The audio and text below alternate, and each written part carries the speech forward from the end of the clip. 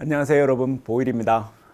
오늘은 부처님 출가 제일 법문을 한다고 이 자리에 나와 있습니다.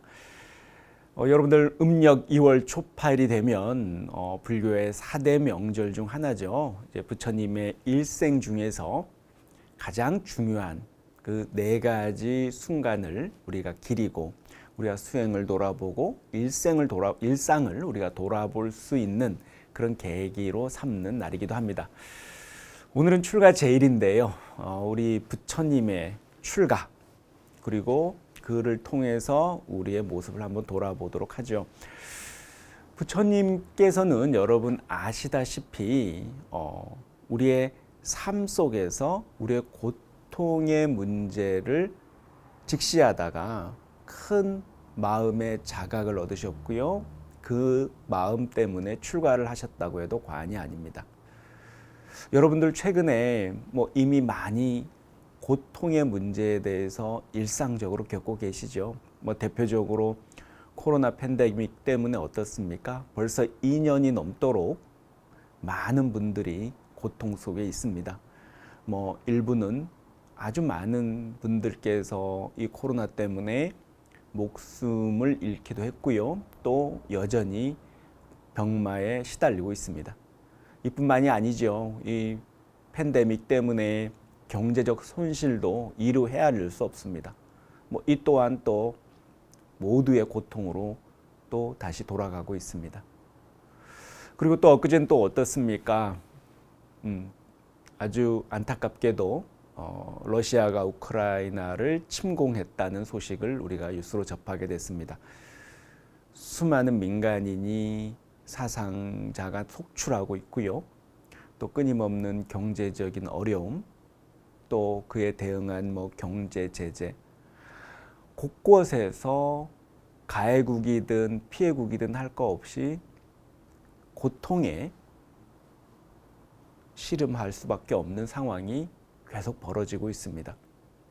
아마 우리 역사책에서나 영화에서 볼 법한 그 전염병으로 인한 전 세계적 재난 혹은 국가 간의 전면적인 전쟁, 이게 우리가 알고 있는 인간이 겪을 수 있는 고통을 가져다주는 큰 사건들 중에 대표적인 예죠.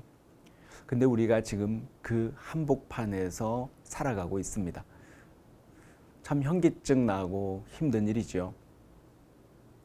아마 부처님께서도 이러한 우리가 지금 겪고 있는 인간의 고통의 문제에 대해서 끊임없이 천착하면서 들여다본 게 출가의 동기가 되었습니다. 여러분들 많이 아시겠지만 우리 부처님께서 출가하시기 전 시다르타 태자였을 적에 이미 농경제에 가서 그런 경험을 했다 그러죠. 어느 날 농경제에 참여해서 우리 농부가 이렇게 쟁기로 밭을 갈다가 그 밭이 갈리니까 땅이 흩어지고 그 속에서 벌레들이 기어 나오고 그 기어 나온 벌레를 다시 까마귀가 가서 낚아채고요. 또 다시 그 먹은 또 까마귀를 우리 또 독수리가 또 낚아채는 그런 모습을 순식간에 시다르타 태자가 보게 됩니다. 시다르타 태자는 단순히 거기서 두려움만 느낀 게 아니라 그 살아있는 모든 생명들, 미물 중생부터 시작해서 고등 생물에 이르기까지 이 모든 질서가 고통 속에서 서로 존재하고 살아가고 있다는 것을 깨닫게 됩니다. 사실 보면 그걸 우리는 약육강식이다 이렇게 표현하기도 하는데요. 하여튼 본질은 그 생명들이 겪고 있는 고통의 문제라는 거죠. 우리 각자의 모습으로 우리가 시선을 돌려보면요. 누구나 할 것 없이 이 세상에 태어나서 늙고 병들고 죽는 그 생로병사라는 고통에서 자유로운 존재는 없습니다. 우리 부처님께서도 이 부분을 정확히 보셨죠. 여러분 잘 아시는 사문유관이라 그러죠. 어느 날 시다르타 태자가 같이 시종인 찬다를 데리고 마을을 유행 중에 처음으로 동문을 나서서 노인이라는 늙어가는 사람을 처음으로 목격하게 됩니다. 이 노인은 걸을 수조차 없어서 어린 아이의 부축을 받아서야 겨우겨우 발을 떼어날 수 있었고요. 피부는 이미 말라 있었고 추하고 더러운 모습으로 살아있는 것이었습니다. 항상 어렸을 적부터 아버지 정반왕에 의해서 아름답고 젊고 힘 있는 모습들만을 주변에서 바라보고 성장했던 시다르타 태자의 눈에는 이 인간의 늙음이라는 부분이 너무나 생소하고 충격적인 장면이었던 거죠. 그리고 또 어떻습니까? 발을 옮겨서 다시 또 남문에 가면요, 병자의 모습을 보게 됩니다. 또 병자의 모습도 참혹하죠. 혼자서는 아무것도 할 수가 없고요. 대소변도 구분할 수 없고요.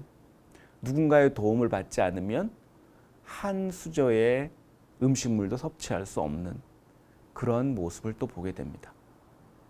이 또한 충격이었고 또 이 또한 고통의 모습이었습니다.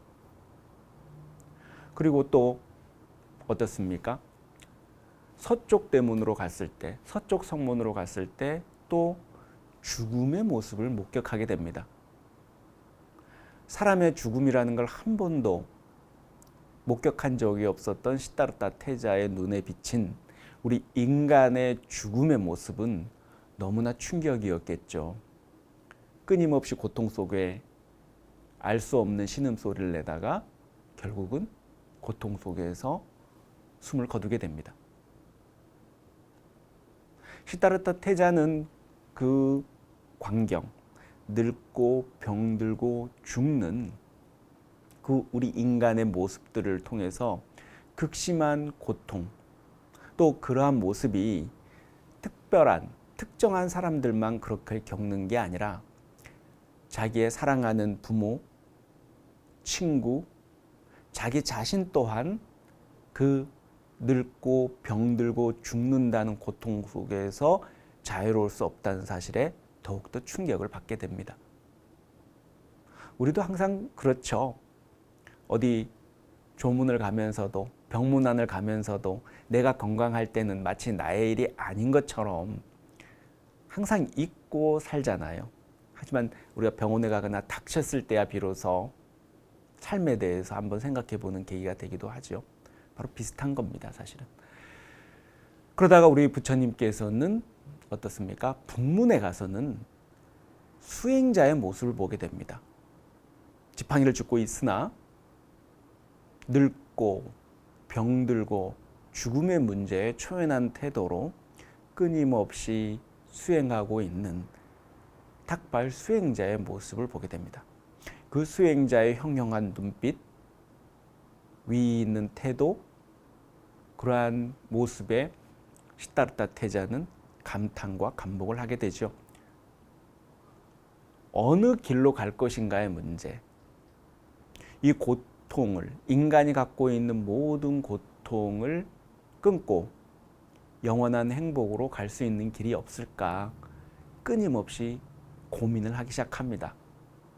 그 모든 고민의 시작은 아까 말씀드렸듯이 고통에 대한 응시, 고통을 바로 바라보는 것에서부터 시작을 했던 것이죠. 시다르타 태자도 결국은 여러분 아시다시피 출가를 했고요. 6년 고행 끝에 아시다시피 성도를 이루십니다. 부처님께서 왜 출가했는지에 대한 이야기는 부처님 스스로가 밝힌 경전에서 나옵니다. 지금도 보면 중아함 제56권에서는요, 이 얘기가 나오죠. 내가 출가한 것은 늙음의 고통, 병들의 고통, 죽음의 고통을 없애고 걱정이나 근심이나 번뇌에서 자유로워진 이 궁극적인 안온한 행복, 즉 해탈 열반을 이루기 위해서이다 라고 분명히 말씀하시죠. 해탈 열반이 뭡니까? 고통의 완전한 종식을 말합니다. 고통이 완전히 끊어 없어지는 것을 얘기하죠. 부처님이 원했던 것은 우리 인간의 고통에 대해서 우리가 자유로워질 수 있는 그런 방법을 평생에 걸쳐서 수행을 통해서 알아내신 것이죠. 그러면 우리가 이 부처님께서 출가하시게 된 동기가 이렇다면 우리 불자님들도 어떻습니까? 모든 수행의 동기, 불자로서의 살아가는 이유, 이 모든 것들은 어디서부터 시작을 해야 될까요?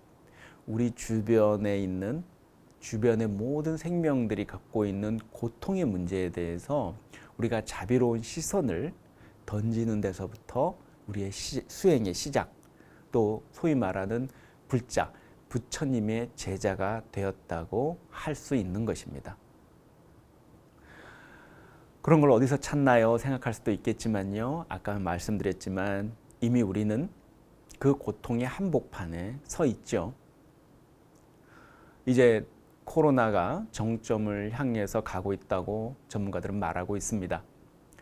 이제 지난 2년 동안의 이 코로나 대유행이 끝나고 나서 한번 동네 어귀를 한번 돌아보시면 어떨까요? 아마 이전에 익숙하게 다녔던 분식집, 미장원, 또 이런저런 가게들 아마 폐업하고 문 닫은 데가 적지 않을 겁니다. 그리고 마을 어귀에서 동네 어귀에서 오며 가며 이름 모를 인사를 건넸던 동네 어르신들, 많은 분들이 아마 이전과는 달리 보이시지 않을 수도 있죠. 이 모든 코로나 대유행병 속에서, 고통 속에서 만들어낸 수많은 변화들을 우리가 경험하게 될 것입니다. 그러한 변화를 본다는 것은 바로 나뿐만이 아니라 내 주변의 고통, 우리 살아있는 사람들 또는 살아있는 생명 모든 것들에 대해서, 고통에 대해서 우리가 관심을 기울이고 자비로운 시선을 보내겠다는, 또 보낸다는 그런 실천을 얘기하는 거죠. 그게 바로 2500여 년 전에 우리 시다르타 태자가 출가를 하게 된 동기하고 정확히 일치합니다. 거기서부터 바로 수행이 시작이 되는 것이죠. 단순히 어떤 명상센터나 갑자기 어떤 책을 보고 어떤 법문을 듣고 기술적으로 어떤 수행 기법을 배우거나 좋은 경구를 감명받았다 해서 시작되는 수행도 있겠지만요. 가장 기본적으로 우리가 부처님의 마음으로 돌아가서 시작을 해보자는 거죠. 거기에는 어떠한 형태의 특별한 수행 기법이 존재하거나 특별하고 신기한 형태의 가르침이 존재한 게 아니었습니다. 소박하고 진실하게 살아있는 모든 생명에 대해서 자비로운 연민의 시선을 보낼 수 있느냐, 그게 중요하겠죠. 바로 그것이 우리 부처님께서 출가하시게 된 동기이자 또 출가의 정신이기도 합니다. 이제 끊임없이 전란은 계속되고 팬데믹도 아마 이 이후에도 또 다른 팬데믹이 닥칠지도 모른다고들 얘기합니다. 여기서 우리가 할 수 있는 방법, 그러면서도 우리가 우리 자신을 잃지 않을 수 있는 유일한 방법은 끊임없이 그 고통받고 있는 존재에 대해서 우리가 관심을 갖고 들여다보려는 그런 마음가짐이라고 생각합니다. 그것이야말로 우리 대승불교에서 얘기하는 진정한 보살행이 될 것이고요. 중생 구제의 길이 될 것이라고 저는 생각합니다. 출가 제일이 돼서 우리 부처님의 출가해서 이렇다 저렇다 많은 이야기가 가능하겠죠. 하지만 제가 오늘 여러분들한테 꼭 말씀드리고 싶은 것은요.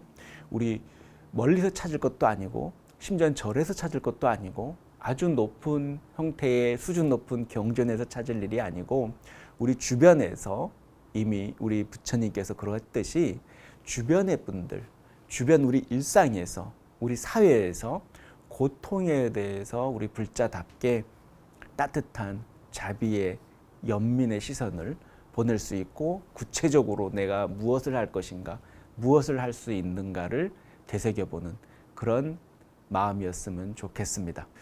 여러분, 그래서 어떻습니까? 과거와는 달리 아주 달라진 환경, 변화 속에서 우리 살고 있죠.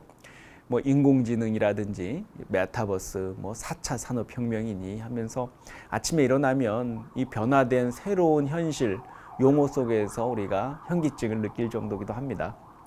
하지만 세상이 아무리 변화하고 2500년 전에 부처님이 살았던 농경 시대와 지금의 시대가 달라졌다 하더라도요, 우리의 인간이 겪게 되는 고통, 생로병사라는 그 고통의 틀, 이것은 변하지가 않는 거죠.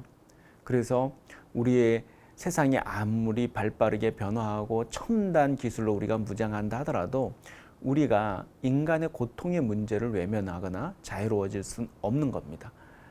그래서 더욱더 앞으로 이 첨단 기술에 의해서 우리가 실업의 문제에 놓일 수도 있고요. 또 다른 형태의 인간성 상실에 직면하게 될 수도 있습니다. 그럼에도 불구하고 우리가 부처님의 제자로서 부처님의 가르침을 접하면서 끊임없이 우리 인간의 문제, 우리 생명의 문제에 대해서 마치 화두처럼 절대로 그 고통에 대해서 관심, 고통 겪고 있는 존재들에 대해서 우리가 무엇을 할 수 있는가에 대한 고민들, 마치 화두처럼 절대 놓지 말아야 될 것입니다. 출가라는 것도 결국 그러한 실천, 그러한 고민들을 보다 더 적극적으로, 효율적으로, 효과적으로 하기 위한 하나의 선택입니다. 단지 다른 존재가 되는 게 아닌 거죠.